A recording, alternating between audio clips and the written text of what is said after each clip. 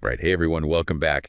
Today, we are diving deep into something I think we can all relate to. Who hasn't felt stressed out lately? Yeah, stress is kind of a universal experience, right? It really is. But the thing is, we often just try to power through it, right? Right. Just grit our teeth and bear it. But what if instead of just surviving stress, we could understand it? Like figuring out where it's coming Right. from Totally. and actually start, taking control. Yeah. So that's exactly what we're going to do in this deep dive, okay? Okay.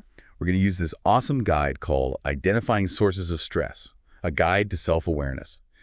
And it's really cool. Yeah. It's packed with practical steps you can take to pinpoint what's stressing you out. You know what I really appreciate about this guide is it's not about becoming some stress-free Zen master or something. Right. It's really about self-awareness. Like it Yes. emphasizes understanding yourself, like recognizing the signs of stress in your own life and figuring out what those signs are telling you.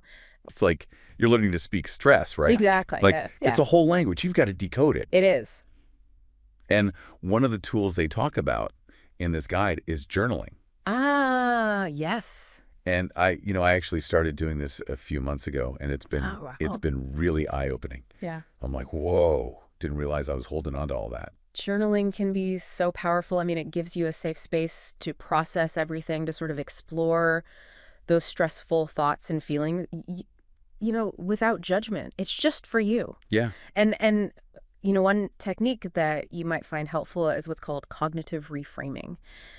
So when you're writing and you notice yourself, expressing a thought that's causing you stress, you can try challenging that thought. Right? Like look for a more balanced perspective. So it's not just like, oh, I'm stressed Exactly. and Yeah. getting it out. It's about working through it. It's like, okay, this Yeah. is that even a rational thought? Right. So it's like it's a very active process. Yes, it is. I like that. And something else this guide points out is that we often miss the physical signs of stress. That's so true. We tend to focus on, the mental and emotional aspects of stress. But our bodies, they're always talking to us. Yeah. Giving us these clues, and we often just ignore them, Like, if we are constantly getting headaches, feeling exhausted all the time, having muscle tension, those are pretty common signs.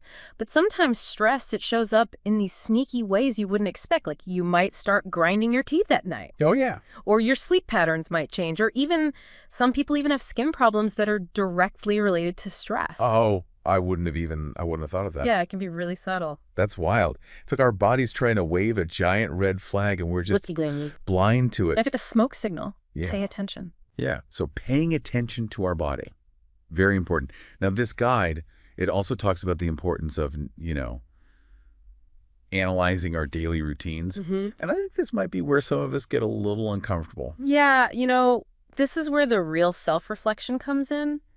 Because it's about taking an honest look at how you're spending your time and your energy. Right. And asking yourself, are you saying yes to too many things? Are you stretching yourself too thin? Yeah. Are you overcommitting? Exactly. And speaking of that, one strategy I find super helpful is creating what's called a not to-do list. A what? A not to-do list. Okay. So it's not just about prioritizing what you will do, but also being really intentional about what you are going to say no to.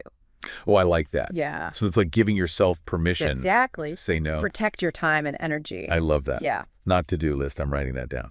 Okay, what about things like not getting enough sleep or having these like unresolved conflicts? Oh, those are huge. Major stressors, right? Absolutely. Yeah. I mean, when you're sleep deprived, your ability to cope with any kind of stress just goes way down. Yeah. And then if you have, arguments or disagreements that are just sort of lingering, unresolved, Yeah.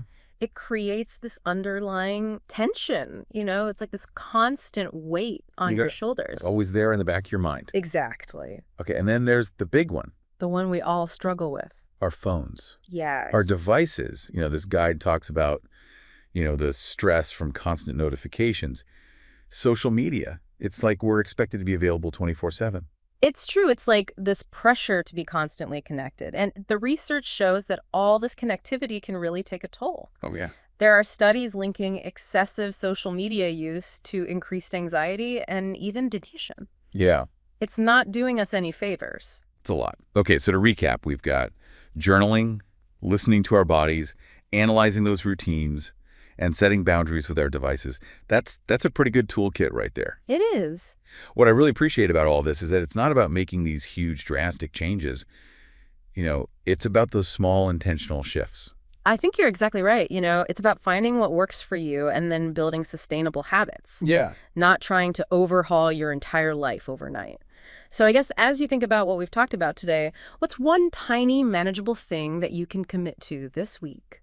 Ooh. Maybe you pick one journaling prompt to try, or, maybe you set aside just 30 minutes tonight for a little digital detox. Yeah. Or how about identifying just one thing for your not-to-do list? I love that. Such a good question to consider, guys. What resonates with you? What are you going to do this week? Because remember, managing stress, it's a journey. It's not about arriving at some magical destination. It's an ongoing process. It's about, constantly figuring out what works for you. And we hope you some practical tools and some inspiration to really start taking control of your well-being. Thanks for joining us. Thanks for listening.